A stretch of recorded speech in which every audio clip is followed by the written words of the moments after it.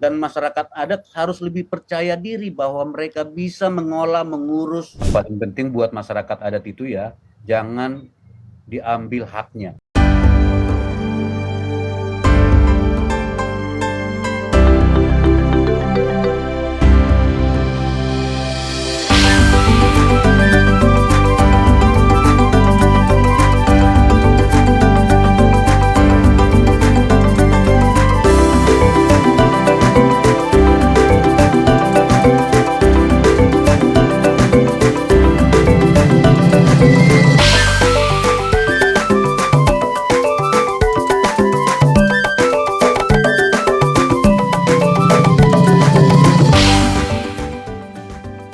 Selamat datang teman-teman dimanapun Anda berada. Bersama saya Putri Nere dalam Tribun Corner episode perdana. Yang kali ini akan menilik sejarah dan juga kisah perjuangan masyarakat adat.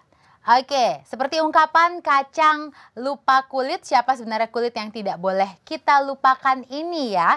Masyarakat adat merupakan cikal bakal Indonesia. Masyarakat adat adalah subjek yang konsisten, mereka yang membentuk Indonesia dan ada bersama Indonesia dari zaman berjuang merdeka hingga detik ini. Mereka juga yang merawat ibu bumi agar tetap lestari. Langsung saja kita cari tahu pendapat dari sumbernya langsung. Dan saat ini kita sudah tersambung dengan Bu Sandra Moniaga selaku Komnas HAM RI. Oke, saya akan langsung ke pertanyaan yang pertama ya Ibu ya. Menurut Ibu Sandra, sebagai sosok yang bersinggungan langsung dan menjadi saksi perjuangan masyarakat adat, situasi apa yang melatar belakangi tujuan perjuangan masyarakat adat Ibu? Terima kasih Putri Nere. Pada tahun 80-an akhir ya, ketika itu saya masih di Walhi, apa yang saya temukan pada saat itu banyak sekali masyarakat yang menjadi korban atas kebijakan pembangunan pada saat itu yang kemudian memperjuangkan hak-haknya. Tidak terlalu banyak ya yang berani berjuang pada saat itu, dan kebanyakan dari mereka itu berjuang karena memang sudah sangat terjepit. Jadi tanahnya diklaim secara sepihak oleh negara, diberikan kepada perusahaan HPH, hak pengusahaan hutan pada saat itu, atau ke perusahaan tambang pada saat itu. Ada juga perusahaan-perusahaan tambang minyak, tapi yang banyak memang adalah perusahaan-perusahaan yang melakukan penebangan hutan secara besar-besaran dan juga perusahaan-perusahaan perkebunan banyaknya pada saat itu. Ada juga yang karena dikembangkan untuk objek wisata kayak di Bali segala ya. Artinya apa? Perjuangan masyarakat pada saat itu didasarkan pada keterjepitan mereka, tidak adanya ruang gerak mereka untuk bisa tetap bertahan hidup sebagai masyarakat. Dan saat itu mereka tidak menyebut diri masyarakat adat. Saat itu mereka hanya menyebut bahwa ini tanah adat, ini kampung kami, ini tanah dari leluhur kami, ini kami sudah dapatin dari nenek moyang kami sudah urus tanah ini sejak zaman Indonesia belum merdeka. Nah, dari situlah kemudian ada benang merah dari ujung Aceh sampai ke Papua, dari Sulawesi Utara sampai ke NTT, bahwa kondisi masyarakat pada saat itu banyak sekali yang terjepit dan sebagian besar mereka adalah masyarakat adat. Jadi kondisi pada saat itu memang membuat mereka terjepit sehingga mereka memperjuangkan bagaimana agar hak mereka diakui. Nah, untuk bisa diakui adalah bagaimana keberadaan mereka diakui. Demikian Putri Nere. Oke. Mudah-mudahan cukup jelas. Iya, baik Ibu Sandra. Ini merupakan menjadi sebuah informasi baru yang sebelumnya kita tidak mengetahui Ibu ya tentang perjuangan teman-teman masyarakat adat. Dan dengan ini semoga kita bisa lebih mengenal mengenai kehidupan teman-teman masyarakat adat. Oke, saat ini Ibu Sandra sendiri menjabat sebagai Komisioner Hak Asasi Manusia yang memiliki kewajiban untuk mendorong negara supaya siapa saja warga negara Indonesia memiliki hak yang sama tanpa memandang latar belakang apapun. Kewajiban ini memang tidak akan kunjung selesai karena tantangan untuk melawan ketidakpatuhan norma, moral, etika, dan hukum ini akan ada terus di setiap negara ya Ibu ya. Nah, melihat kondisi seperti ini, lalu apa yang bisa dilakukan masyarakat adat agar tetap eksis dan tetap menjadi subjek yang konsisten? Supaya teman-teman masyarakat adat ini tidak kendor semangatnya Ibu untuk memperjuangkan hak mereka. Silakan Ibu. Pertama saya koreksi dulu ya, saya adalah anggota atau sering disebut komisioner dari Komisi Nasional Hak Asasi Manusia atau Komnas HAM. Saya bukan anggota hak asasi manusia atau komisioner hak asasi manusia, tapi anggota dari Komnas HAM atau Baik. Komisi Nasional Hak Asasi Manusia. Ya, Indonesia secara formal eksplisit menyatakan mengakui hak asasi manusia dan menyatakan bahwa Indonesia memang harus menghormati, melindungi dan memajukan HAM itu di tahun 97 dengan penetapan TAP MPR ya, TAP MPR nomor 17 tahun 1997, kemudian ditindaklanjuti dengan Undang-Undang HAM, Undang-Undang nomor 39 tahun 99, tapi yang lebih penting pada saat amandemen konstitusi, prinsip-prinsip HAM kemudian juga masuk ke dalam pasal-pasal dari Undang-Undang Dasar 45 di tahun 2000. Nah, apa artinya? Artinya setiap orang hak asasinya diakui, dihormati, dan harus dilindungi. Nah, bagaimana dengan masyarakat adat? Masyarakat hukum adat ini adalah subjek hukum sendiri. Jadi selain sebagai warga yang punya hak yang sama dengan yang lain, masyarakat hukum adat adalah satu subjek hukum di dalam baik di konstitusi kita maupun peraturan perundangan kita yang memiliki hak-hak khusus. Apa itu hak khusus mereka? Hak khusus dari masyarakat hukum adat yang paling utama itu adalah hak atas wilayah adatnya. Kemudian hak juga untuk mereka melestarikan kebudayaan mereka.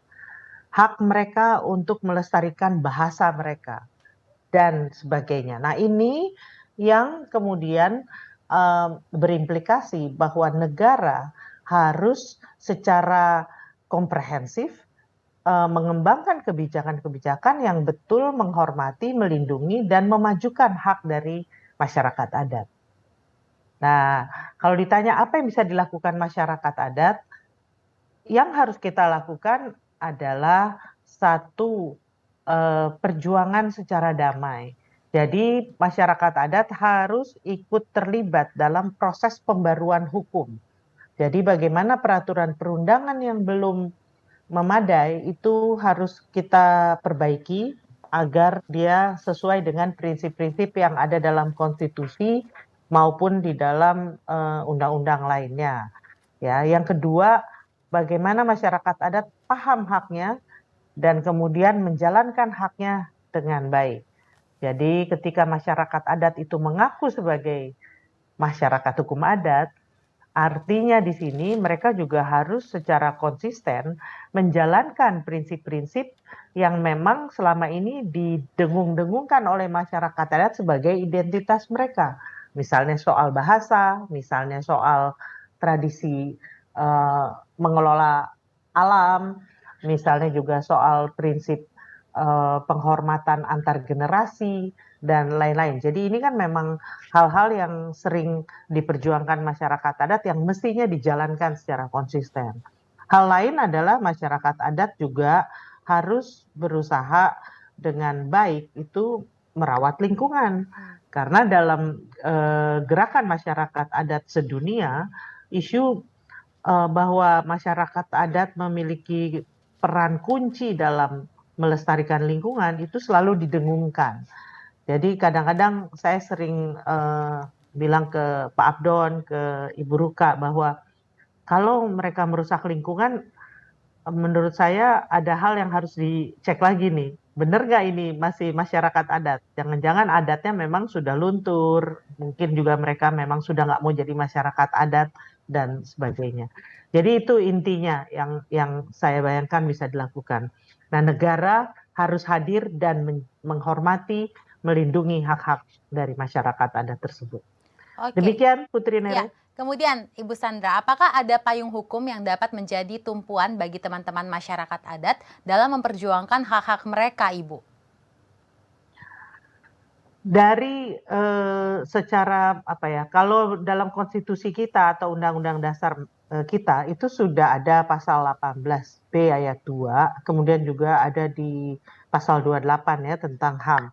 Namun itu memang nggak memadai. Saat ini peraturan tentang masyarakat adat tersebar di berbagai peraturan perundangan dan pada umumnya memang tidak konsisten satu sama lain dan kurang lengkap. Karena itu memang Indonesia butuh satu undang-undang yang komprehensif, yang mengakui, menghormati, melindungi hak masyarakat adat, tapi betul-betul komprehensif dan didasarkan pada prinsip hak asasi manusia. Ya. Jadi di sini harus jelas siapa itu masyarakat adat dan harus jelas juga dengan konteks Indonesia, di mana siapa itu masyarakat hukum adat itu telah kita kenal secara bersama, baik melalui aman maupun juga lewat berbagai forum lainnya, tapi clear bahwa masyarakat hukum adat adalah rakyat. Masyarakat hukum adat dari dulu adalah rakyat dan dia bukan unsur negara, bukan unsur dari pemerintahan dari kapanpun. Itu yang ada di konteks Indonesia. Jadi kembali ke pertanyaan tentang apakah sudah ada peraturan perundangan tapi belum memadai. Gitu, Putri. Oke, berarti harapannya segera akan ada peraturan hukum yang memadai berarti Ibu ya? Ya, saya berharap memang RUU perlindungan dan penghormatan hak masyarakat hukum adat itu dapat segera dibahas di parlemen, tapi juga disahkan tentunya tapi dengan substansi yang baik ya, dengan materi yang baik. Ya, sehingga diharapkan ke depannya bisa betul-betul menjaga masyarakat adat ke depannya. Oke, terima kasih Ibu Sandra atas perbincangan kita, Ibu. Selanjutnya saya akan melanjutkan ke narasumber kedua, yaitu Bapak Abdon Nababan selaku Ketua Dewan Aman Nasional. Halo betul. Bapak Abdon, bisa mendengar suara saya ya? Putri Nere. Iya Bapak, gimana kabarnya?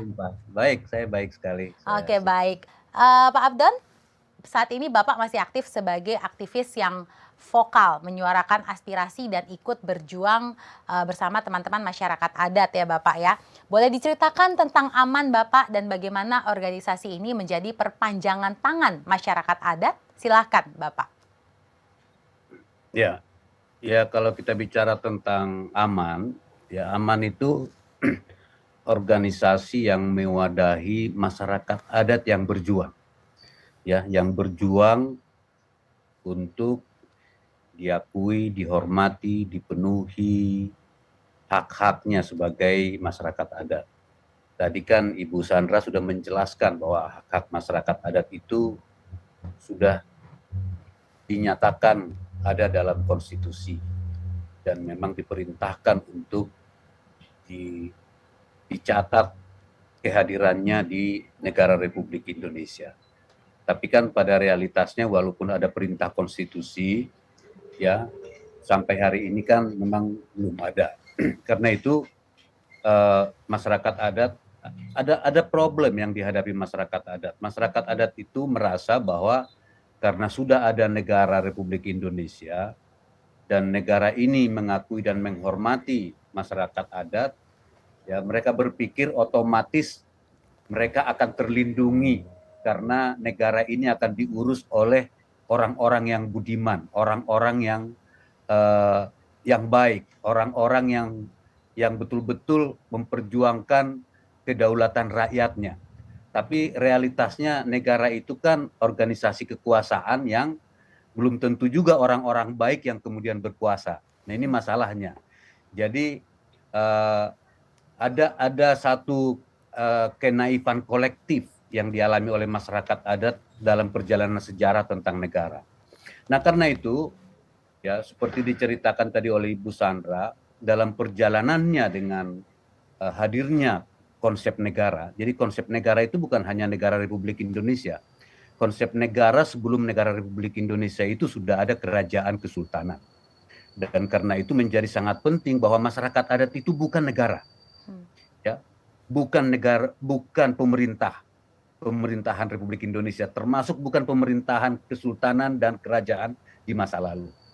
Masyarakat adat itu adalah satu identitas kolektif kebersamaan rakyat yang diikat oleh identitas budaya, diikat oleh wilayah adat, wilayah hidup, diikat oleh sistem pengetahuan, ya, dan diikat oleh satu tatanan hidup bersama berupa hukum, aturan, dan kelembagaan. Ya. Nah, sekarang ini orang lagi gencar membangkitkan lagi kerajaan dan kesultanan, ya. Dan saya perlu tegaskan kerajaan dan kesultanan itu adalah konsep negara dan mereka bukanlah masyarakat adat. Nah, gerakan ini, gerakan rakyat ini, ya, mengalami problem yang besar karena tadi itu satu ada kenaifan kolektif di kalangan masyarakat adat bahwa negara yang merdeka sejak 1945 itu akan otomatis menghargai, menghormati, dan melindungi mereka. Ya. Yang kedua, negara yang mereka impikan itu, negara merdeka itu, ternyata tidak punya waktu untuk melakukan dekolonisasi sistemnya. Ya, jadi ketika kita merdeka, maka sistem yang berlaku di negara Republik Indonesia itu adalah sistem-sistem kolonial. Jadi kita belum melakukan dekolonisasi yang sehingga rakyat Indonesia yang tadinya merasa terjajah di masa penjajahan kolonial akan bisa merdeka dan terbebaskan dari kolonialisme itu. Ternyata itu tidak terjadi karena kolonialisme itu ternyata berlanjut, ya, dari yang tadinya dilakukan oleh orang-orang Eropa, dalam hal ini pemerintah kolonial Belanda, berpindah dengan bangsa Indonesia, tapi dengan sistem kolonialistik yang masih hidup di dalam sistem negara kita. Nah, karena itu yang dilakukan oleh masyarakat adat adalah pertama, dia harus menghadirkan dirinya, menyatakan dirinya ada. Kalau di dalam konteks Kongres ke-6 di Jayapura ini, kita sebut kita orang ada. Yes. Ya. Jadi ini ada hubungannya dengan kita orang ada yang akan kita gaungkan nanti di Jayapura. Kita orang ada. Harus masyarakat adat harus menyatakan dirinya eksis.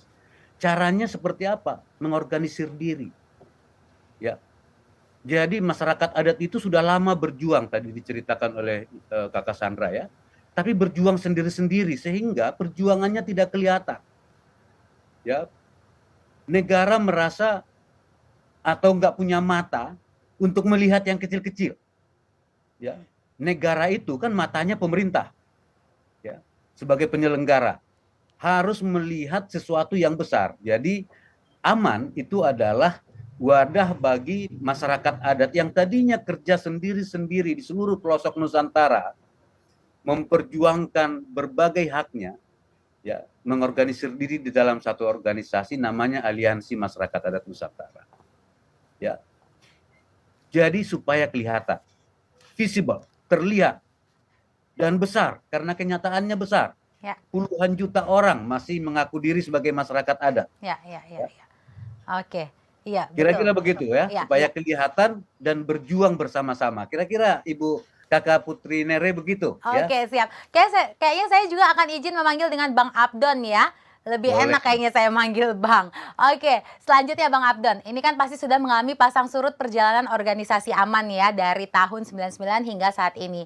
Saat itu terobosan apa yang Bang Abdon lakukan agar negara ini tahu eksistensi masyarakat adat dan juga mengakui hak mereka? Capaian apa yang Bang Abdon bersama masyarakat adat raih saat itu, Bang? Nah, ya, capaian yang pertama adalah melakukan penyadaran. Jadi menyadarkan masyarakat adat yang tadinya naif, ya, kenaifan kolektif itu menyatakan tidak bisa naif-naif begitu. Ya, ini negara, organisasi politik.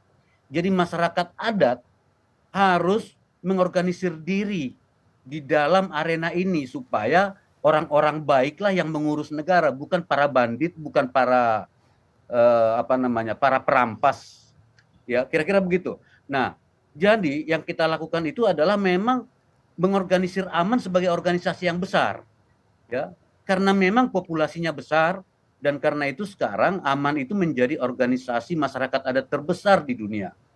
Ya, jadi kalau dianggap itu capaian yang pertama. Capaian yang kedua adalah masyarakat adat itu kita dorong, kita bantu, kita fasilitasi supaya mereka menunjukkan dirinya ada. Alatnya adalah pemetaan partisipatif wilayah adat.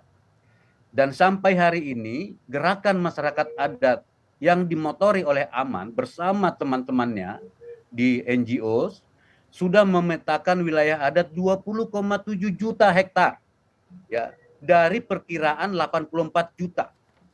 Ya. Artinya menghadirkan masyarakat adat ini di atas kertas, bisa masuk di laptop, bisa masuk di komputer, bisa dilihat di Google Earth, ya, eksis di dunia nyata dan di dunia dunia cyber. Cyber, ya. Ya, hadir. Itu yang kedua. Yang ketiga, ya, capaiannya itu adalah, ya, membuat semakin banyak orang bicara tentang masyarakat adat. Karena dulu ketika masa Orde Baru, kalau bicara masyarakat adat, kita dianggap semuanya separatis, anti NKRI, anti pembangunan, bahkan di beberapa tempat disebut komunis, PKI. Ya. Nah, selama 20 tahun, kalau dianggap ini satu capaian adalah sekarang semua orang bisa bicara tentang masyarakat adat dengan bebas. Dan banyak pejabat berpidato tentang masyarakat adat. Bahkan Presiden Jokowi waktu masih calon presiden, ya, memasukkan 6 janji komitmen untuk masyarakat adat untuk diperjuangkan, ya. Walaupun pada kenyataannya hasilnya kecil, tapi itu adalah pencapaian, ya. Dan ada bupati seperti Bupati Matius Owoitau di Jayapura, ya, yang kemudian tidak merasa takut bicara masyarakat adat dan bahkan memperjuangkannya sebagai seorang bupati. Itu adalah capaian gerakan masyarakat adat 20 tahun. Ya. Bahwa itu belum cukup, tapi paling tidak itu adalah inspirasi. Ya, betul. Ya. Betul. Dan kongres nanti inspirasi dari Jayapura itu, ya, kita akan gunakan untuk menginspirasi seluruh Papua, menginspirasi seluruh Nusantara, dan saya yakin juga akan menginspirasi gerakan masyarakat adat di seluruh dunia. Yes, begitu. Saya setuju Bang Abdon. Jadi memang gerakan masyarakat adat ini harus terus digaungkan, tidak hanya pada kongres nanti, tapi seterusnya ya. Jadi seluruh dunia tahu mengenai masyarakat adat ini. Wah, luar biasa sekali Bang Abdon. Namun tentunya masih banyak ya memang yang harus diperjuangkan terkait hak-hak teman-teman masyarakat adat sendiri. Oke, Bang Abdon. Kita bisa melihat juga ya bahwa pada tahun 80-an saat itu mungkin negara tidak mengenal yang namanya masyarakat adat begitu. Negara bisa secara sepihak merampas wilayah adat dengan membuat kebijakan yang menguntungkan pihak eksternal atau dalam hal ini investor ya Bang ya. Lalu bagaimana Aman beradaptasi dengan perubahan-perubahan kebijakan negara tersebut Bang? Nah, yang perubahan negara ini kan karena kita yang memperjuangkannya, ya. Jadi perubahan di dalam negara itu, ya, bukan datang, bukan hadiah. Itu karena masyarakat adat selama 20 tahun lebih bersama-sama, ya, di dalam satu gerbang memperjuangkannya. Jadi sekarang ini adalah yang sudah diperjuangkan itu harus dikelola, harus dimanfaatkan. Ya. Yang belum berhasil diperjuangkan ya terus kita perjuangkan. Kira-kira begitu Kakak Putri Nere ya. Nah, sekarang ya di Papua ada Otsus. Ya. Ya. Dan intisari dari Otsus itu adalah penghormatan, pemenuhan hak-hak masyarakat adat. Itu inti Otsus. Bukan dana Otsus inti Otsus itu. Inti Otsus itu adalah mengembalikan kedaulatan rakyat Papua yang secara kolektif diurus oleh masyarakat adat dan secara terminologi dikenal sebagai orang asli Papua, ya, dikembalikan hak-haknya lewat Otsus. Ya, nah sekarang ini Otsusnya kan dikerdilkan menjadi urusan dana otsus. Ini bahaya. Tidak. Kalau kita baca otsus itu, ya, kekhususan Papua justru di masyarakat adat. Tapi ya, otsus pertama kita sebut gagal karena hak-hak masyarakat adat itu justru tidak menjadi agenda penting selama otsus pertama. Nah, kenapa Kongres Masyarakat Adat Nusantara yang ke-6 di Jayapura menjadi sangat penting? Karena kita pun akan mengatakan ke pemerintah Republik Indonesia, kalau otsus Papua Jilid 2 ini gagal, maka selesailah. Ya. Karena ini soal hak-hak masyarakat adat. Jadi kalau kita tidak urus betul ini di otsus Jilid 2, saya nggak bisa membayangkan masa depan Papua di dalam Indonesia. Karena itu perintahnya undang-undang otsus itu, gitu ya. Jadi Putri Nere, peluang-peluang ini, ya, perbaikan-perbaikan ini harus dikelola oleh masyarakat adat. Dan masyarakat adat harus lebih percaya diri bahwa mereka bisa mengolah, mengurus dirinya sendiri dengan hak-hak adatnya yang memang itu hak konstitusional. Dan itu hak asasi manusia, nggak boleh negara ambil. Apapun alasannya, dia melekat pada identitas masyarakat adat. Ya. Begitu, Kakak. Oke, Bang Abdon, luar biasa. Jadi mungkin saya boleh minta harapannya sedikit tadi ya mengenai yang tadi dibicarakan oleh Bang Abdon mengenai otsus. Mungkin ada masukan dari Bang Abdon sendiri. Ya, masukan saya pertama, Kongres ini di Papua menjadi sangat penting karena ingin kita mendorong seluruh pihak, ya, kembali ke intisari otsus, kembali ke hak-hak masyarakat adat, dan Kongres ini menjadi gerakan solidaritas Nusantara dan mungkin juga internasional karena akan ada peserta-peserta dan peninjau dari internasional yang akan hadir dan menyaksikan bahwa otsus Jilid 2 tidak gagal lagi. Ya. Dan betul-betul otsus Jilid 2 ini tidak lagi soal uang, tidak lagi soal ekonomi, tapi ini soal jalan budaya yang berbasis hak masyarakat adat. Itu harapan saya, Kakak Putri Nere. Betul Bang Abdon, karena memang berbicara mengenai Papua itu jangan melulu mengenai diplomasi politik saja, tapi diplomasi budaya ke masyarakat adatnya harus lebih digiatkan lagi. Saya setuju dengan hal itu Bang Abdon. Oke, luar biasa Bang Abdon. Terima kasih atas perbincangan kita, tapi tetap bersama kami ya, karena nanti akan ada sesi lagi di mana kita akan ngobrol bersama Bang Abdon. Oke, baik. Aman sebagai organisasi bergandengan tangan bersama masyarakat adat untuk melindungi dan memperjuangkan hak masyarakat adat. Perjuangan ini juga bukan berlangsung hanya dalam semalam. Perjalanan panjang ditempuh dan masih akan terus diperjuangkan hingga hari ini. Dan sekarang saat ini di samping saya di studio sudah hadir bersama kita Ibu Ruka Sombolinggi yang saat ini menjabat sebagai Sekretaris Jenderal Aliansi Masyarakat Adat Nusantara.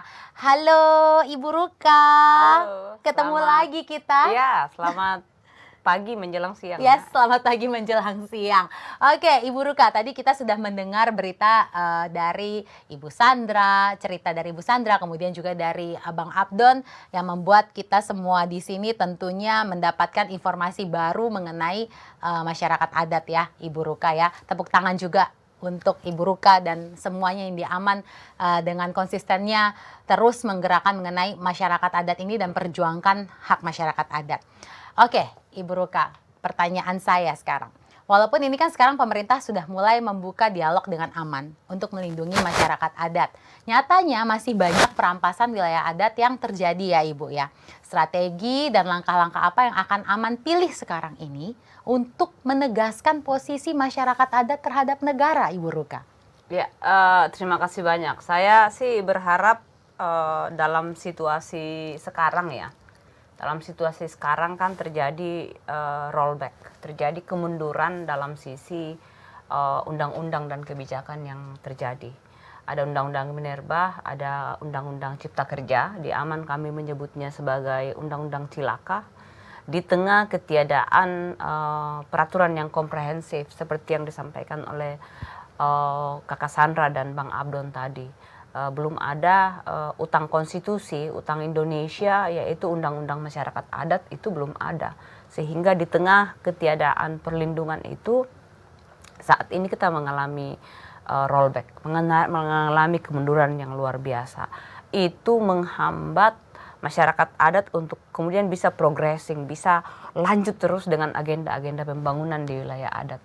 Yang terjadi kemudian masih banyak tumbukan di sana sini, ya masih banyak pertentangan antara komunitas masyarakat adat dengan negara. Karena apa? Tadi itu tidak ada undang-undangnya, tapi undang-undang baru yang sangat agresif di wilayah-wilayah adat, merampas wilayah adat dan bahkan gitu menghilangkan beberapa perlindungan yang tadi disebutkan oleh Kakak Sandra ada di dalam berbagai undang-undang, itu justru kemudian dihilangkan dan menjadi karpet merah untuk merampas masih yang tersisa dan dilindungi oleh masyarakat adat.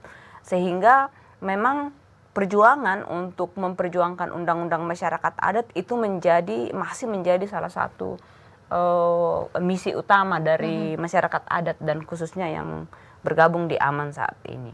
Kemudian ya tentu saja di tengah-tengah mempersiapkan diri ketika ada perlindungan masyarakat adat, tadi itu disebutkan kita harus menunjukkan diri ada, pemetaan partisipatif itu akan terus digalakkan karena ya hampir setengah dari masa saya menjabat sebagai sekjen itu adalah masa pandemi yang kami secara strict menerapkan lockdown wilayah adat gitu. Jadi tapi salah satu upaya juga adalah merespon tentang situasi terkini memang yang sudah dan bisa untuk mulai lanjut dengan agenda kehidupan ya rencana kehidupan di wilayah-wilayah adat yang sudah diakui atau sudah dilindungi itu harus terus menggalakkan penguatan pangan, kedaulatan pangan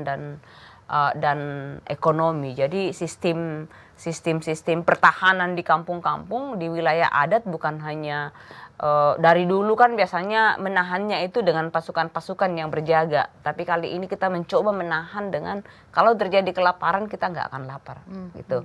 Dan kalau ada yang pergi berjuang kita punya makanan yang cukup untuk bisa digunakan sehingga kita tidak perlu kelaparan gitu ya. Nah di sisi lain gitu karena terus terjadi agresi ya invasi terhadap wilayah-wilayah adat sehingga pasukan-pasukan ritual tetap jalan ya, pasukan-pasukan anak-anak muda yang patroli di sekitar wilayah adat tetap jalan sambil berkebun tentu saja, pasukan-pasukan yang bertugas untuk urusan legal, para pengacara itu kita berencana untuk merekrut melipat gandakan jumlah-jumlah pengacara yang ada di masyarakat adat saat ini yang bergabung di organisasi pengacara untuk masyarakat adat Pepeman.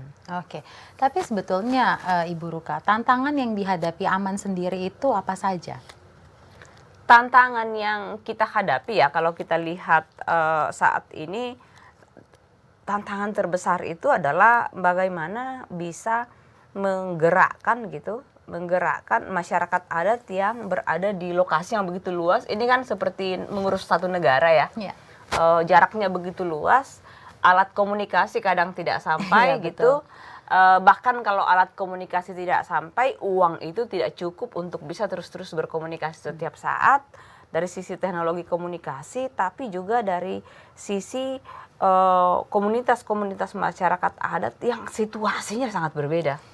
Nah itu tantangan, tapi saya senang karena itu disebut sebagai tantangan. Tantangan kan artinya memang untuk kita jawab ya, dan AMAN menjadi kami salah satu caranya adalah yang bekerja di AMAN itu memang orang-orang yang berasal dari latar belakang anak-anak kampung semua. Kita usahakan karena dengan begitu kita bisa mulai menggunakan jembatan komunikasi budaya, Betul. antar budaya. Justru tantangan itu dijadikan semangat ya Ibu ya untuk berjuang terus bagi Iya. masyarakat adat. Iya, dan aman itu justru menjadi wadah untuk menjadi proyek Bhinneka Tunggal Ika. Jadi dalam saya melihat ya, kalau selama ini saya selalu mendengar dari refleksi seperti yang disampaikan oleh Bang Abdon dan Kakak Sandra sebelumnya, juga dari yang sebelum-sebelumnya itu, saya kemudian mengingat gitu, sebenarnya Aman ini adalah proyek Bhinneka Tunggal Ika terbesar yang ada dalam sejarah Indonesia. Setuju nggak Bang Abdon?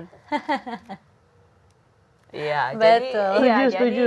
Begitu sudah, karena memang kebinekaan itu ada di intisarinya masyarakat adat. adat. Semua Yes. itu berdaulat, mandiri, bermartabat. Persis. Urusan Bhinneka Tunggal Ika selesai itu. Iya. Itu sudah Bang Abdon Jadi- kalau kata orang Papua. jadi itu yang Tanpa proyek dia sudah terjadi secara alami. iya. Iya. Tanpa ada masyarakat adat nggak ada Indonesia. Nah, itu dia. Jadi mungkin itu yang bisa patut terus menjadi menjadi cahaya Ya, untuk ya. bisa terus membuat ada selalu terang untuk bisa kita lihat, oke, kita ini minimal terus berjuang, terus berusaha hadir melalui pemetaan wilayah adat, terus benahi secara internal. Kita kan banyak tuh yang Ya. katanya tidak begini dengan perempuan, dengan generasi muda begini, terus Ya. kita benahi.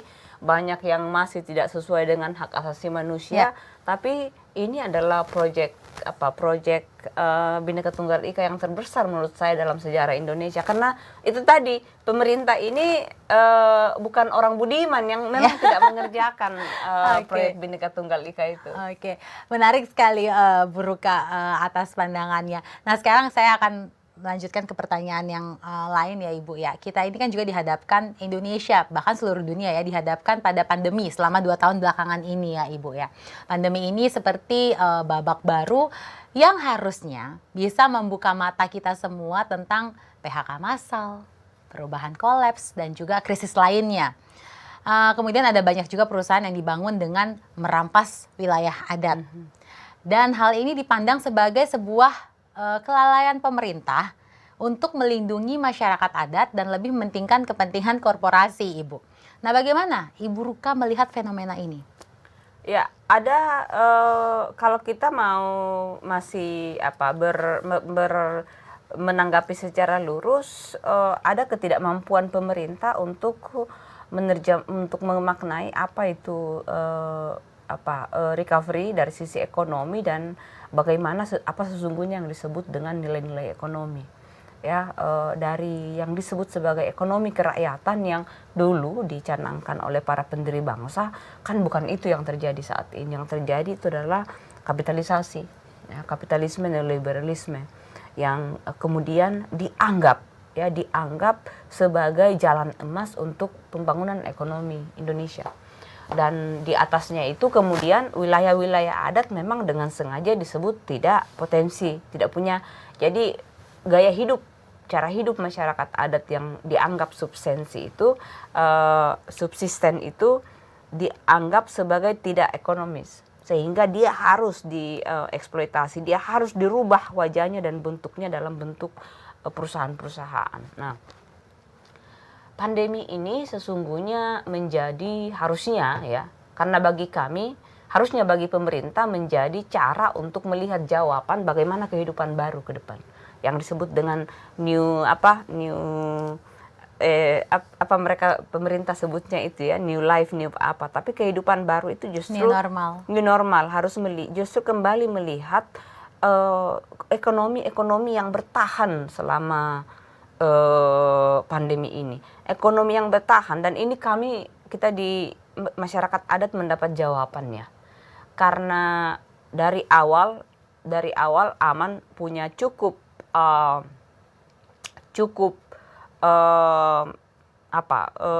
infrastruktur untuk bisa memastikan lockdown wilayah adat. Maka ternyata wilayah adat yang dilindungi, diakui oleh negara dan masih punya akses mengontrol kendali atas wilayah adat itu semuanya situasinya tidak terganggu oleh pandemi, oleh krisis. Nah, tapi wilayah-wilayah adat yang sudah diambil oleh perusahaan, yang sudah menjadi tambang, bahkan masyarakat adat yang sudah menjadi petani kelapa sawit, sudah menjadi buruh, atau wilayah-wilayah adat yang sudah menjadi semi perkotaan di mana orang hidup dari menjadi pekerja informal, itu semua tidak aman.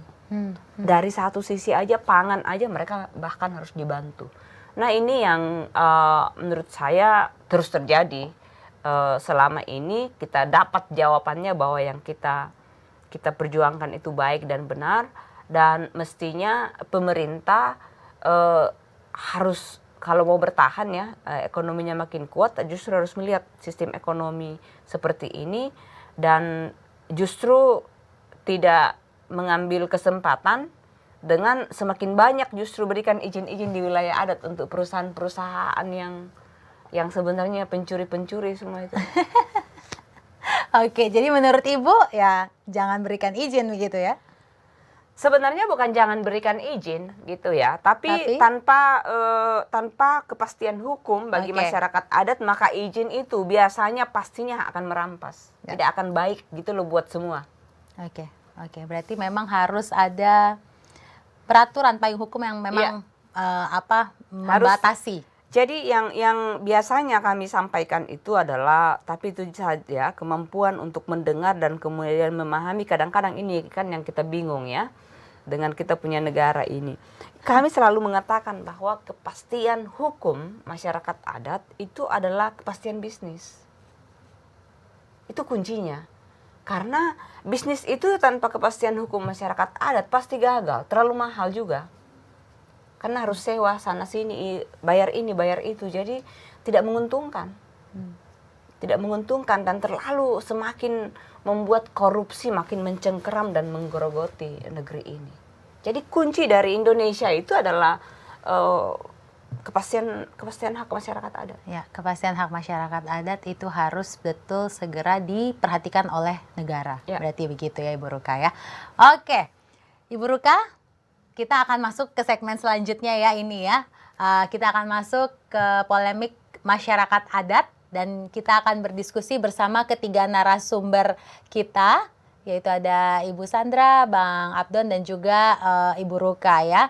Oke, nah sebenarnya pembahasan mengenai land grabbing ini memang topik yang sampai saat ini tidak pernah ada kemajuannya. Kalau bisa dibilang seperti benang kusut. Pembangunan yang mengeksploitasi bumi sangat merugikan negara dan tentunya masyarakat adat. Bumi berangsur-angsur semakin gersang, menjadikan masyarakat adat tidak bisa berdaulat sebagaimana mestinya.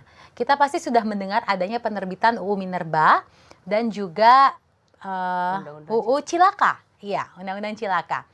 Melihat kondisi seperti ini, lalu apa yang bisa dilakukan masyarakat adat agar tetap eksis dan tetap menjadi subjek yang konsisten? Saya akan persilahkan yang pertama kepada Ibu Sandra untuk menanggapi hal ini. Makasih Putri. Jadi gini ya, ada dua tataran. Pertama pada tataran masyarakat. Kalau masyarakat seperti yang telah disampaikan oleh Bang Abdon dan juga Kak Ruka tadi, masyarakat memang harus tetap konsisten memperjuangkan hak-hak mereka. Tapi perjuangannya seperti apa? Yang pertama, bagaimana pengorganisasian, bagaimana masyarakat harus punya organisasi yang solid. Yang kedua, bagaimana masyarakat secara real mengelola wilayahnya. Biarpun tanah itu belum diakui kembali oleh negara, upayakan tetap dikelola. Nah, bagaimana mengelola dengan baik? Nah, ini situasinya beragam ya, dari satu tempat ke tempat lain ya, Bang Abdon, Kak Ruka. Tapi intinya jangan sampai pengetahuan masyarakat atas wilayahnya itu hilang. Bagaimana itu bisa tetap dirawat?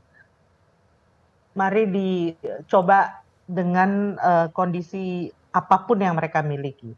Nah, tapi pada saat yang sama dukungan dari Aman, dukungan dari kawan-kawan BRWA, dari JKPP, dari kawan-kawan yang membantu melakukan pemetaan itu harus tetap ada, bahkan harus diperkuat, dan juga dukungan dari kalangan masyarakat sipil yang lain, dari kalangan pembela hukum, mereka belajar hukum, bagaimana mereka juga memperjuangkan semuanya lewat mekanisme hukum yang tersedia. Nah, tapi pada saat yang sama negara, ini saya ingin menegaskan ya karena Putri pakai istilah land grabbing. Jadi dari hasil inkuiri nasional yang dilakukan oleh Komnas HAM bersama Komnas Perempuan, bersama Aman, dan juga pada saat itu Korsub KPK ya, kemudian ada kemitraan, JKPP, Huma, Samdana, dan banyak lembaga, itu menemukan bahwa memang ada persoalan serius dengan hak-hak masyarakat adat ketika pemerintah Orde Baru pada tahun 60-70-an itu, akhir 60-an, awal 70-an, itu melakukan klaim sepihak. Melakukan satu klaim sepihak menyatakan kawasan hutan dan kemudian menjalankannya sebagai hutan negara. Dan dari hasil survei oleh Biro Pusat Statistik bersama Kementerian Kehutanan tahun 2007 saja ya, itu ada 33.000 desa ternyata yang ada di dalam kawasan hutan. Jadi bisa dibayangkan sejak akhir 60-an, awal 70-an sampai 2007, itu jadi sekitar 35 tahun lebih ya, hampir 40 tahun, ada begitu banyak kampung yang diklaim secara sepihak oleh negara sebagai kawasan hutan. Oke. Nah, bagaimana dengan ini? Ini yang harus dilakukan proses identifikasi, inventarisasi untuk ada proses pengembalian atau yang kita sebut restitusi hak. Nah, ini sudah menjadi komitmen dari Presiden Jokowi, juga dinyatakan oleh pemerintah, tapi prosesnya pelan sekali. Oke. Oke. Jadi ini yang kita harus melakukannya secara komprehensif. Nggak mungkin masyarakat terus berjuang, tapi dari negara tidak mau mengoreksi kesalahan di masa lalu. Oke. Jadi semuanya harus bisa mengkoreksi ya Ibu ya, baik pemerintah dan juga tentunya masyarakat adat. Oke, Ibu Sandra, saya akan lanjut sekarang ke Bang Abdon. Silakan Bang Abdon. Ya, saya melanjutkan saja yang dari Ibu Sandra Moniaga ya, karena memang masalahnya di situ. Jadi kalau masyarakat adat kan sudah mengorganisir diri seperti saya ceritakan tadi, ya. Dan pemerintah juga sebenarnya ada perubahan-perubahan, tapi komunikasinya, kerjasamanya masih banyak macet, ya, karena memang ada persoalan birokrasi yang sangat kaku, ya. Padahal kita perlu terobosan-terobosan cepat ini. Kalau tidak ada terobosan tadi, kriminalisasi akan terjadi terus, ya. Penangkapan-penangkapan terhadap masyarakat adat yang bekerja di wilayah adatnya tapi sedang dikuasai oleh pihak lain jalan terus, ya. Ini akan menimbulkan biaya sosial dan ekologis yang luar biasa yang akan ditanggung oleh bangsa ini. Jadi memang yang sudah ada ini harus kita percepat. Nah, dari sisi tentu saja saya dari sisi masyarakat adat ya. Tadi masyarakat adat harus terus mengorganisir diri, harus terus eksis. Ya. Yang kedua, harus terus melawan. Jadi tidak lagi naif seperti dulu, ya. Jadi harus lebih kritis masyarakat adat itu. Kalau ada yang tidak sesuai dengan kepentingan masyarakat adat dan tidak sesuai dengan hak masyarakat adat, mereka harus responsif, harus melakukan resistensi. Ya. Itu yang kedua. Yang ketiga, masyarakat adat ini harus melakukan perbaikan ke dalam, ya, indigenisasi. Ya, jadi tadi selama 3 abad, hampir 3 abad proses industrialisasi masif dengan eksploitasi sumber daya alam ini, ya, dan juga pendidikan yang mencerabut kita dari akar budaya kita, maka masyarakat adat juga harus melakukan indigenisasi, mengembalikan kekuatan-kekuatan adat itu ke akarnya, dan dari sana kemudian baru membangun, merebut kemajuan dengan akar budaya, dengan adat yang kuat itu. Saya menyebutnya indigenisasi. Oke, ya baik. Yang keempat, yang terakhir oke. adalah sistemnya ini yang sekarang saya bilang ini masih kolonial, undang-undang kita masih undang-undang kolonial, ini harus segera direformasi cepat, ya. Karena kalau tidak, inilah respon sebenarnya negara untuk sama-sama dengan masyarakat adat memperbaiki bangsa ini supaya Trisakti Soekarno itu terjadi, ya. Berdaulat dalam politik, ya, berdikari dalam ekonomi, dan jati diri dalam budaya, bermartabat dalam budaya. Oke, baik, silahkan Bu Ruka untuk melengkapi. Ya, tadi terus berjuang, negara juga perlu berubah karena gini, Kakak Putri, kalau melihat pekerjaan-pekerjaan, saya sangat setuju untuk terus didorong kita bekerja gitu, tetapi juga perlu dilihat realitasnya. Jadi tahun 2013 itu ada putusan MK 35 tadi yang disebutkan oleh Kakak Sandra untuk melihat bagaimana sebenarnya persoalan hak masyarakat adat atas hutan. Jadi Undang-Undang Kehutanan itu bilang bahwa hutan adat itu adalah hutan dalam wilayah adat yang milik masyarakat ini, hutan negara dalam wilayah adat. Lalu MK bilang itu tidak benar. Masyarakat adat yang benar, masyarakat adat ada punya hak atas wilayah dan sumber daya alamnya, maka kalau ada hutan di dalamnya itu adalah hutannya milik masyarakat adat, bukan hutan negara. Nah, itu memberi mandat yang tadi disebutkan oleh Kakak Sandra itu untuk mengembalikan wilayah-wilayah adat yang selama ini sudah diklaim sebagai hutan negara, kawasan hutan negara. Nah, yang terjadi kemudian adalah ini balik lagi tahun 2007 itu tadi Bang Abdon sudah bicara tentang bagaimana mengutus, memperkuat kader-kader aman. Sudah 2007 itu kita mulai dari pemilu 2009 kita itu sudah mulai ikut berpartisipasi di dalam arena-arena politik. Memastikan yang terbaik dari sahabat-sahabat masyarakat adat, yang terbaik dari anak-anak adat dari wilayah adat itu membawa mandat dari masyarakat adat untuk membuat perubahan kebijakan, menciptakan dan merebut ruang. Mereka itulah yang kemudian waktu itu sejak 2010-2000 ini mulai bikin perda. Yang pemetaan tetap pemetaan. Nah, begitu keluar putusan MK 35, sebenarnya dipelintirkan lagi. MK 35 itu menyatakan bahwa persyaratan perda ya yang disebut dengan clear, jelas siapa subjek hukumnya itu harus ada. Tapi oleh KLHK ditambahkan menjadi clean. Clean artinya bebas konflik. Mana ada wilayah di negeri ini yang belum ada perusahaan atau belum ada hak yang ada di atasnya. Ya, jadi itu yang kemudian membuat situasinya menjadi hampir tidak mungkin bagi masyarakat adat untuk mendapatkan kembali wilayah-wilayah adat yang selama ini sudah disebut sebagai kawasan hutan negara kembali menjadi milik masyarakat adat dan kemudian bisa dikelola tadi mewujudkan berdaulat mandiri bermartabat.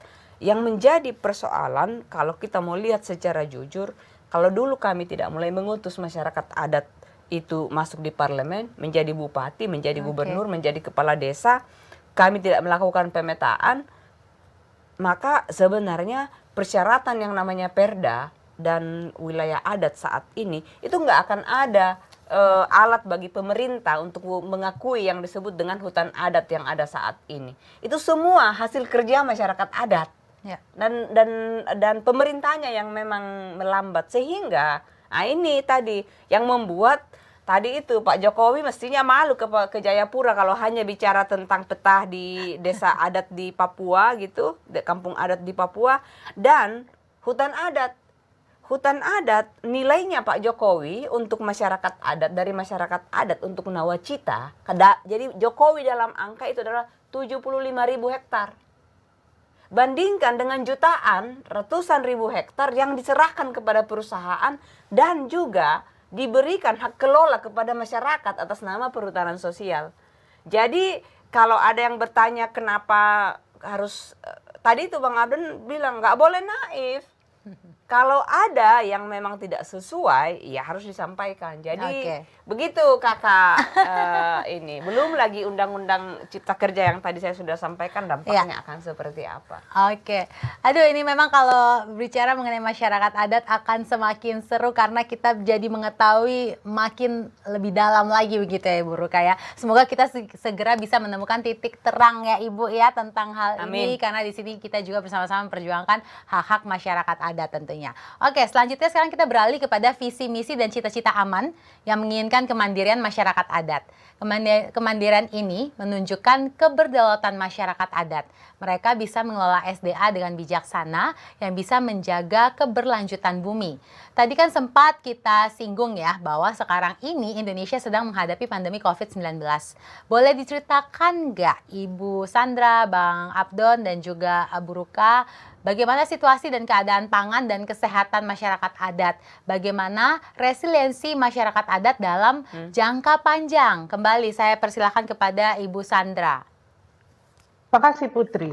Saya rasa kalau yang paling tahu kondisi kesehatan masyarakat adat ya Kakak Ruka inilah sama Pak Abdon yang masih keliling-keliling terus. Karena kalau saya ini kan juga harus ikut menangani berbagai persoalan, tidak hanya masyarakat adat ya. Tapi dari beberapa interaksi, beberapa komunikasi yang terus terjalin dengan banyak masyarakat, saya sependapat dengan Kak Ruka bahwa masyarakat adat yang memang berdaulat atas wilayahnya saat ini itu ada dalam kondisi yang aman. Mereka punya wilayah hidup, mereka juga punya kontrol atas kehidupan dia. Dia boleh memilih dia mau makan sayur apa, dia mau tanam padi apa, atau dia mau rawat sagu misalnya, kalau di Papua ya, dia mau tanam hipere yang mana, jenis apa, itu mereka sepenuhnya yang menentukan. Mereka mau potong babi kah, mau potong ayam kah? Kalau sapi saya lihat mereka bilang terlalu besar Ibu. Lebih keras tarifnya. Yang ada itu babi dan ayam saja, sama ikan-ikan tentu kalau yang di pantai ya, kalau yang masih punya juga wilayah pantainya yang bersih. Nah, saya menyaksikan sebagian orang rimba di Jambi yang tanahnya diberikan oleh pemerintahan Soeharto di tahun 80-an awal kepada perusahaan swasta untuk dikembangkan jadi perkebunan sawit. Dan sedih karena mereka itu hidup seperti apa kalau bahasa saya, seperti menggelandang di tanahnya sendiri ya. Dia harus mencari makanan, mengais-ngais sawitan dan sawit yang sudah jatuh, atau kadang-kadang berebut dengan masyarakat lain karena dia merasa itu tanah dia, ada yang tanam pohon di tanah dia ya itu hak dia atas sawitnya misalnya. Tapi jadi sengketa terus gitu, hidup dalam ketakutan, hidup dalam kemarahan. Bahkan tahun 2015 lalu ya Pak Abdon ya, ada 14 orang meninggal dalam waktu 3 bulan. Dalam 3 bulan 14 orang yang meninggal, termasuk anak-anak. Karena mereka kelaparan, kekurangan gizi, dan ternyata mereka juga carrier hepatitis B dan malaria. Iya. Jadi bisa dibayangkan kondisinya sangat ekstrim antara satu dengan yang lain. Nah, jadi kalau mau lihat tentunya kita juga nggak bisa pukul rata. Kita harus bisa melihat mana yang saat ini hidup dalam wilayahnya dengan aman dan bisa mengelola dengan baik. Dan mereka yang berjuang hidup mati untuk makan besok aja atau untuk bisa tetap hidup aja juga susah. Bang Abdon, silahkan. Ya, saya pikir ya kalau ya saya biasanya akan kalau lama di lapangan biasanya saya tambah gendut. Makanannya enak-enak. Betul. Karena enak dan bergizi. Jadi dan sehat. Itu sudah. Itu sudah. Jadi saya sangat percaya itu ya, dan saya termasuk yang sering jalan dan melihat bagaimana masyarakat adat itu kalau mereka punya kendali atas wilayah adatnya, ya mereka akan berkecukupan pangan, berkecukupan energi dan obat-obatan, ya karena mereka semua ada di wilayah adat mereka. Jadi saya ini juga menjadi penting dari Kongres Masyarakat Adat Nusantara yang ke-6 ini. Di samping meneguhkan keberagaman kita sebagai kekuatan bangsa ini, juga untuk menegaskan bahwa ketangguhan Indonesia di masa depan menghadapi berbagai krisis justru ada di tangan masyarakat adat. Ya, dan itu hanya mungkin terjadi kalau tadi ya kepastian atas wilayah adat itu bisa kita percepat prosesnya, kepastian hukumnya. Ya, jangan khawatir investasi tidak bisa masuk. Masyarakat adat bisa membangun kerjasama dengan pihak luar, ya, asal tidak ada pelepasan hak di dalamnya. Bisa sistem sewa. Di Bali terkenal dengan BOT, Build Over Transfer, ya, bisa bagi hasil, bagi untung, ya. Sekarang banyak sekali yang dikhawatirkan terhadap lahirnya undang-undang masyarakat adat karena ada para korporasi, para konglomerat ini khawatir tidak bisa lagi berusaha di wilayah adat. Itu menurut saya kekhawatiran yang berlebihan. Ya. Yang paling penting buat masyarakat adat itu ya jangan diambil haknya, bekerja sama oke, ya, dan termasuk menghadapi krisis pangan dan krisis energi dan krisis air yang sudah diprediksi akan datang dalam waktu dekat ini. Menurut saya pemerintah harus bersama-sama dengan masyarakat adat karena solusinya ada di wilayah adat, ya, dengan adat, ya, tentunya. Oke, iya, oke. Sekarang saya memberikan giliran kepada Ibu Ruka. Ya, tadi yang disampaikan oleh Bang Abdon dan Kakak Sandra itu benar sekali ya, benar sekali. Jadi di awal pandemi itu kami di Aman itu sudah sadar betul bahwa ini barang baru dan di dalam sejarah dunia gitu, kalau ada pandemi ini sangat berbahaya bagi masyarakat adat. Karena biasanya gen poolnya masih yang lebih homogen gitu, kemudian jauh dari jarak dan bahkan dalam beberapa sejarah itu beberapa masyarakat adat kemudian hampir punah karena pandemi. Nah itu juga termasuk di kampung saya. Itu yang membuat Aman di awal-awal itu bahkan sebelum pemerintah Indonesia menyatakan PSBB itu itu kita sudah namanya lockdown wilayah adat, karantina berbasis wilayah adat. Jadi di Aman kebetulan kita sudah punya yang namanya panduan tanggap darurat sejak dari dulu sudah dipakai tapi baru diresmikan, disahkan itu di 2018 dan langsung waktu itu tim-tim tanggap darurat yang bekerja. Yang pertama bekerja itu adalah memastikan menjaga supaya jalan keluar masuk karena ini kan barang dari luar. Pandemi ini kan virus dari kota. Jadi keluar masuk tidak boleh sembarangan. Tapi ada banyak sekali anak-anak di kota yang harus pulang ke kampung karena juga takut di kota. Orang tuanya tidak bisa menjamin kalau mereka tinggal di kota. Jadi dibawa pulang melalui sistem karantina. Waktu itu ramai-ramai. Bikin tenda untuk karantina dulu selama berapa minggu, 10 hari baru bisa masuk kampung. Ada yang tinggal di kebun, ada yang tinggal di hutan, macam-macam caranya. Nah setelah melewati masa respon yang super darurat itu, masa respon darurat berikutnya adalah mengecek kira-kira ini barang kalau berlanjut pandemi ini kita selamat nggak ya, berapa lama gitu. Bagaimana cara mengeceknya? Ketersediaan pangan. Jadi diperintahkan lagi tuh cek stok pangan berapa di kampung. Nah disitulah mulai terkuak jawabannya. Ternyata masyarakat adat yang masih tadi itu ada ekstrim memang ini tadi yang disebutkan oleh Kakak Sandra. Ekstrimnya itu bisa dikelompokkan. Jadi ekstrim pertama yang masyarakat adat yang masih berdaulat dilindungi gitu atas wilayah adatnya itu bahkan surplus makanannya berlebih ya, bahkan bisa sampai bertahun-tahun. Ada juga masyarakat adat yang meskipun wilayah adatnya itu masih utuh segala macam, tapi pola produksinya itu sudah sangat erat dengan pasar. Kemudian juga tata praktek-praktek tradisi sosial budaya di masyarakat itu sangat tergantung pada makan bersama itu. Nah itu di kampung saya, seperti kampung saya itu. Mm-mm. Makanan itu di dalam keluarga ternyata di dapur itu ternyata 60% itu dari pesta, dari upacara. Jadi begitu pandemi tidak boleh upacara adat langsung Iya, tidak berkurang, pada khawatir stok pangan sementara iya. berapa bulan lagi akan ini. Nah, kemudian yang tadi itu yang sudah menjadi petani kelapa sawit, yang sudah menjadi buruh, yang sudah menjadi tadi itu yang tinggal di kota, itu semua terancam.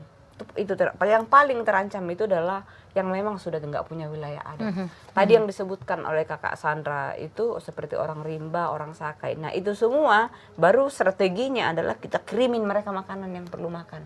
Oke. Nah dari sisi ekonomi yang jauh lebih aman ini, yang karantina dan lockdown dengan baik, mereka justru punya kesempatan untuk kembali melihat kembali apa yang harus kita lakukan. Jadi mulai terjadi pemulihaan tanaman lagi, kembali ke tanaman-tanaman leluhur dulu. Kembali ke pengobatan herbal-herbal. Kembali ke mengingat kembali pengetahuan melalui sekolah-sekolah adat. Jadi sekolah adat itu dikelola oleh tetua, perempuan dan anak muda. Dan itu kemudian menjadi jalan untuk mengelola kembali, mengingat kembali pengetahuan, melanjutkan pengetahuan-pengetahuan yang ada di masyarakat adat, mengingatkan kembali bahwa landasan dari pandangan, nilai, dan pengetahuan itu kau harus bisa bertahan sebagai masyarakat adat kalau tinggal di kampung. Oke, kita akan segera masuk ke segmen terakhir di episode Tribun Corner kali ini tentang harapan adat untuk masyarakat adat. Kita telah mempelajari bagaimana Aliansi Aman sebagai wadah perjuangan masyarakat adat. Bila kita menjelajah masa lalu, dimulai dari tahun 80-an hingga saat pertama kali Aman diselenggarakan, hingga saat ini tahun 2022 ketika Kaman ke-6 akan segera digelar, sudah banyak kemelut dan pasang surut yang terjadi. Ada banyak air mata yang tumpah. Rasa bangga sekaligus semangat berjuang yang tercampur aduk menjadi satu. Setelah melewati hal-hal ini, apa yang ingin narasumber senantiasa lakukan sebagai aktivis dan juga anggota organisasi untuk kesejahteraan masyarakat adat? Saya persilahkan kepada Ibu Sandra untuk menjawab pertama. Terima kasih Putri. Pertama, sampai November saya belum aktivis nih, saya masih anggota Komnas HAM. Tapi kalau mengikuti perkembangan Aman, saya ikuti awal ya dari 99 Kongres pertama, dan kemudian juga bahkan sebelumnya ketika bikin rapat gelap di rumahnya Kakak Ruka. Kakak Rukanya masih SD atau SMP itu. Kuliah sudah saya. Dengan almarhum Bapak Ibunya Kakak Ruka, kita bikin pertemuan pertama yang menghasilkan jaringan pembela hak masyarakat adat. Tahun 99 Kongres pertama, itulah yang melahirkan Aman ya. Waktu itu Kakak Abdon juga jadi wakil ketua waktu itu. Nah tapi Aman terus berkembang dan saya melihatnya begini, bahwa Aman adalah representasi yang legitimate bagi masyarakat adat. Dan negara memiliki satu sparring partner kalau dalam perjuangan. Keberadaan Aman itu adalah satu hasil perjuangan panjang dari masyarakat adat yang memang harus dirawat untuk tetap menjadi satu organisasi, menjadi wadah utama dari gerakan masyarakat adat yang memang betul dari masyarakat. Bahwa di tahun 99 itu ada banyak organisasi non-pemerintah yang menjadi fasilitator, tapi sikap kami jelas sejak awal, kami hanya fasilitator. Pertemuan dipimpin oleh para tua-tua adat, bahkan pengurus pun sejak awal adalah para tua-tua adat. Dan sampai sekarang demikian. Bahwa sekjen diambil dari anak-anak muda, ya karena memang perlu mobilitas tinggi, perlu gerak cepat, dan itulah yang terjadi. Dan saya berharap ke depannya Aman akan tetap menjadi organisasi masyarakat adat yang betul legitimate, betul solid, tapi juga menghormati, terus didasarkan pada penghormatan pada keragaman yang ada, yang merupakan satu miniatur Indonesia yang seutuhnya. Dan saya rasa aman sudah dan akan terus berkontribusi pada Indonesia yang sangat beragam ini sebagai organisasi masyarakat adat, organisasi rakyat yang sesungguhnya. Jadi terus aman, terus berkembang, dan terus menjadi organisasi rakyat yang tetap bagian dari rakyat, bukan bagian dari negara. Siap, Ibu Sandra. Oke, silakan Bang Abdon. Oke, kalau dari saya ya, karena saya menjadi bagian dari proses gerakan ini dan saya mengalami ya pasang surut ya, kegembiraan, kesedihan, menjadi bagian dari itu cukup lama ya. Tapi saya sekarang ini ya, dengan ada jarak sedikit dari roda organisasi hari-hari, saya memiliki keyakinan bahwa aman ini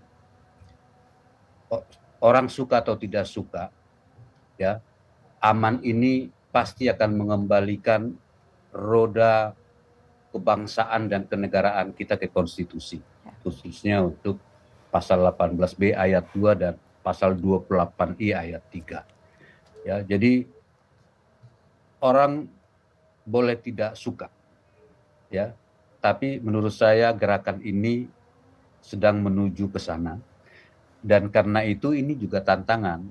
Gerakan ini akan sangat mungkin juga diincar oleh pihak-pihak lain ya, untuk melancarkan kepentingannya ya.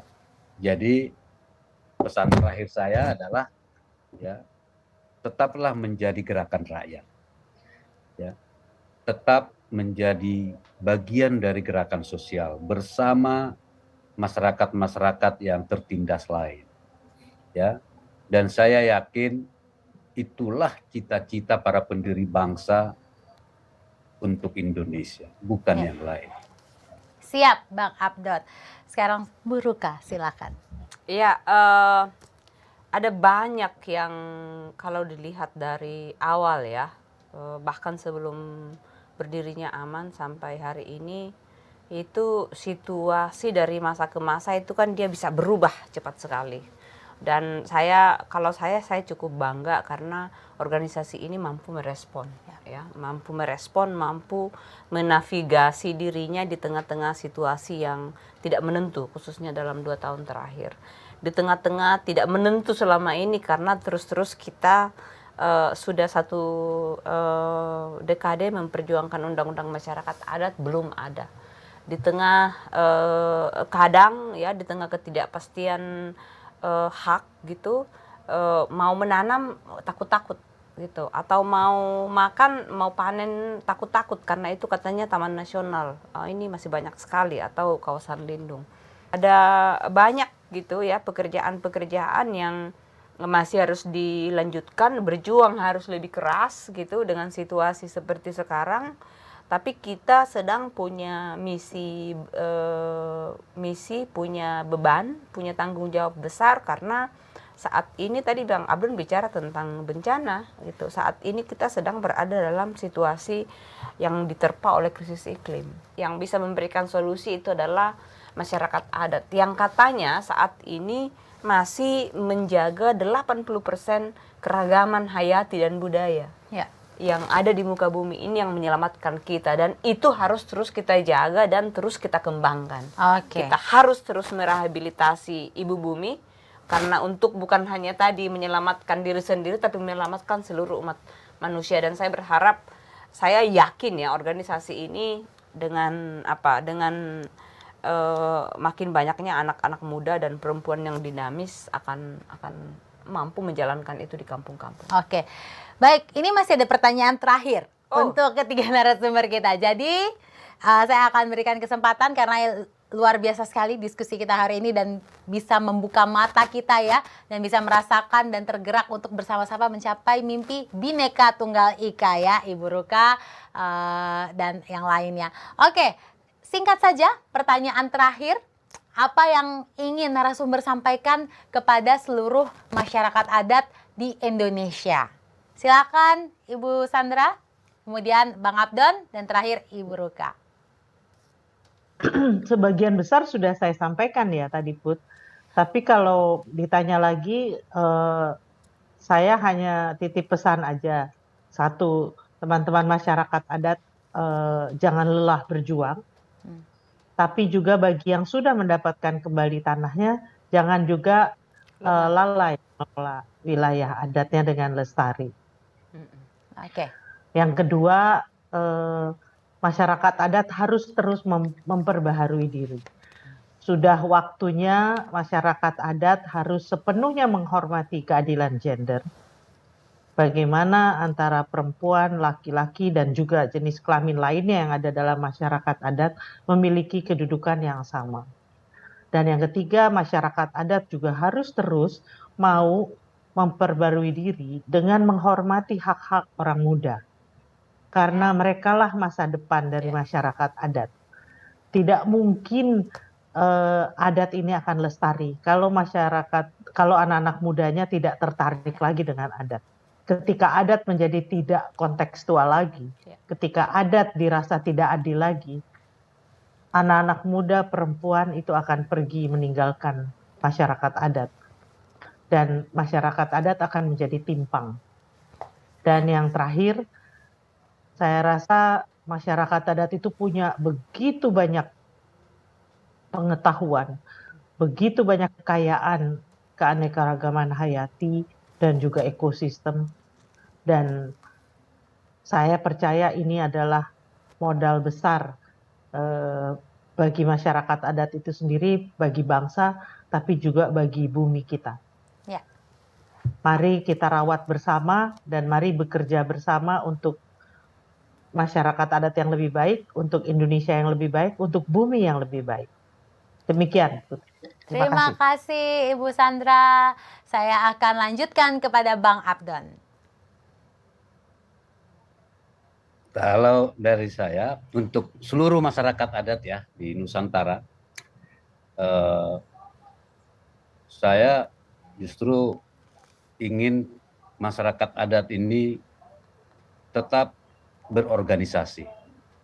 Ya, dan dasar berorganisasinya adalah rasa senasib sepenanggungan.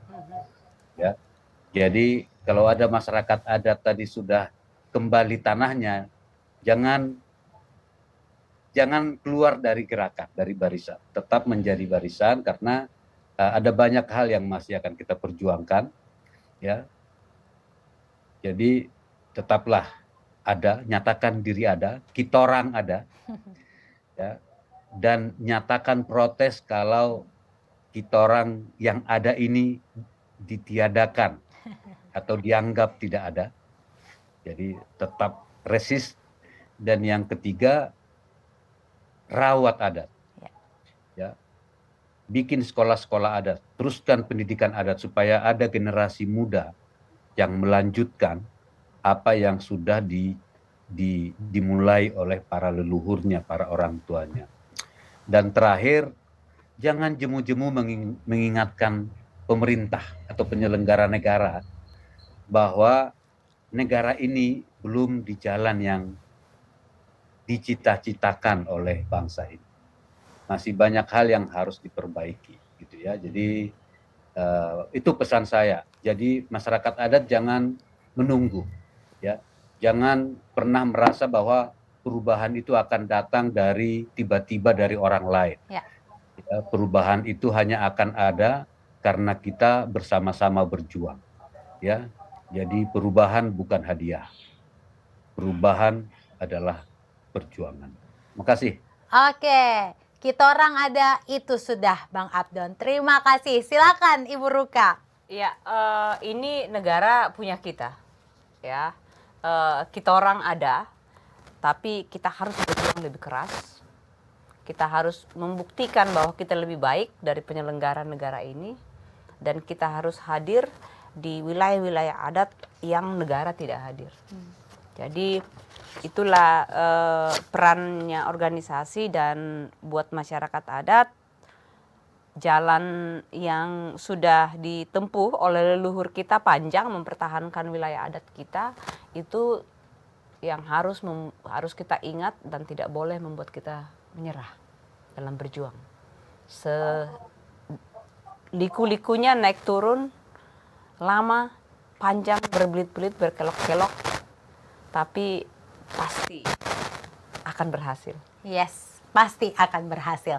Terima kasih kepada ketiga narasumber kita yang luar biasa, Ibu Sandra, Bang Abdon, Ibu Ruka. Terima kasih sudah berbincang bersama kami di Tribun Corner kali ini.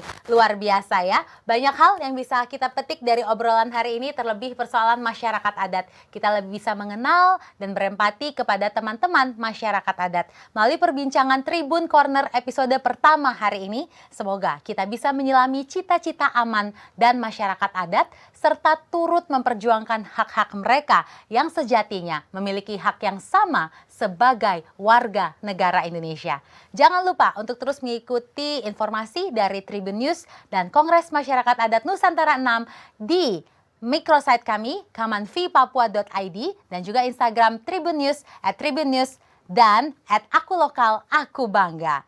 Untuk bersama-sama kita menyukseskan perhelatan Kongres Masyarakat Adat Nusantara 6. Akhir kata, saya Putri Nere undur diri. Terima kasih saya ucapkan kepada narasumber yang telah hadir hari ini sekali lagi, dan teman-teman dimanapun Anda berada. Panjang umur perjuangan untuk hak-hak masyarakat adat. Dadah!